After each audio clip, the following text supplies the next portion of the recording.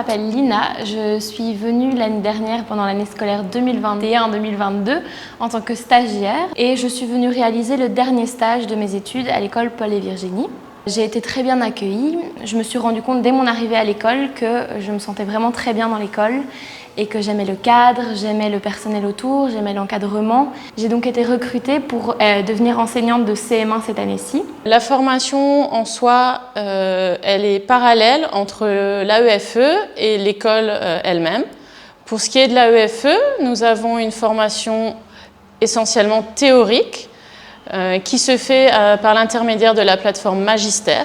L'AEFE a aussi des visites qui sont faites par la formatrice qui est sur l'île Maurice, qui vient nous rencontrer environ une fois par période en classe, afin de discuter de nos connaissances pédagogiques et de notre manière d'enseigner aux élèves. En plus de ça, offert par l'AEFE aussi, il y a un stage à Madagascar en présentiel, 1 à 2 fois par an pour la formation, durant lequel on va pouvoir échanger de nos pratiques, de nos expériences avec tous les collègues en formation de la zone, en étant accompagnés par tous les formateurs de la zone Océan Indien et l'inspectrice qui a été détachée à l'Océan Indien. En parallèle de ça, on a une formation à l'école, c'est une grande chance, qui se fait avec beaucoup de pratiques, par l'intermédiaire donc de Laetitia Brunel, où nous avons des cours théoriques 2 à 3 fois par période, et en plus de ça, des visites régulières dans nos classes également, des conseils, du guide. Et j'ai la chance d'avoir commencé avec Laetitia cette année une classe de CM2 en binôme, qui fait qu'elle va pouvoir me suivre au plus près et je vais pouvoir avoir des conseils au plus près sur tout ce qui est de la différenciation, de la pédagogie.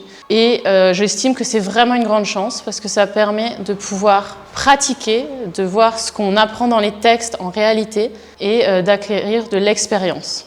Je suis Dorothée Sebla-Hamelin, je suis enseignante remplaçante à l'école Paul et Virginie depuis la rentrée 2022. Le rôle d'enseignante remplaçante est de pouvoir remplacer un enseignant en cas d'éventuelle absence. Tous les enseignants remplaçants seront formés sur 2 ans. Donc cette formation nous permettra de faire une rentrée progressive dans le métier.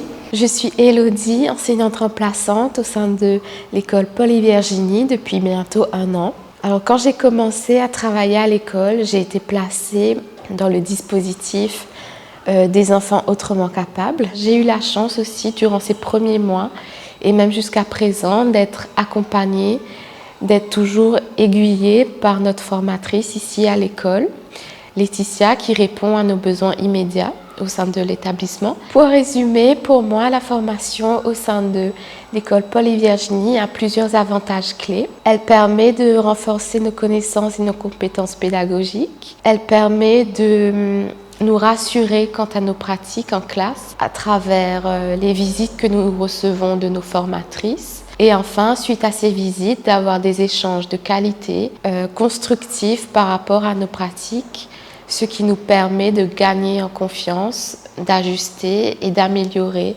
certaines choses. Moi, c'est Laetitia Brunel. Je suis formatrice à l'école Paul et Virginie depuis 2 ans. Mon expérience, ça fait 14 ans que j'enseigne, donc j'ai aussi bien enseigné en France, aux États-Unis et à Maurice, 10 ans à Maurice. J'ai passé un master de formatrice à l'international et de par mon expérience des écoles françaises à l'étranger, on est parti d'un constat en fait qu'on avait besoin de former les enseignants qu'on recrutait localement, les nouveaux enseignants.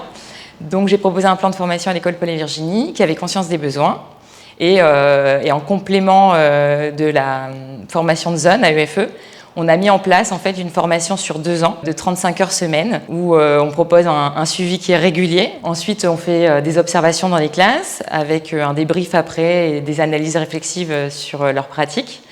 Et on a des animations pédagogiques le mercredi, donc pour faire davantage découvrir ce qui est didactique, comment on va atteindre une compétence avec les élèves. Et puis après, c'est aussi avec le soutien de tous mes collègues qui accueillent les stagiaires au sein de leur classe, toujours avec beaucoup de bienveillance et qui leur donnent les petits conseils pédagogiques. L'idée, c'est que enseigner, il faut une foi en l'éducation qui est inévitable, mais par contre, la pédagogie, elle évolue avec l'expérience.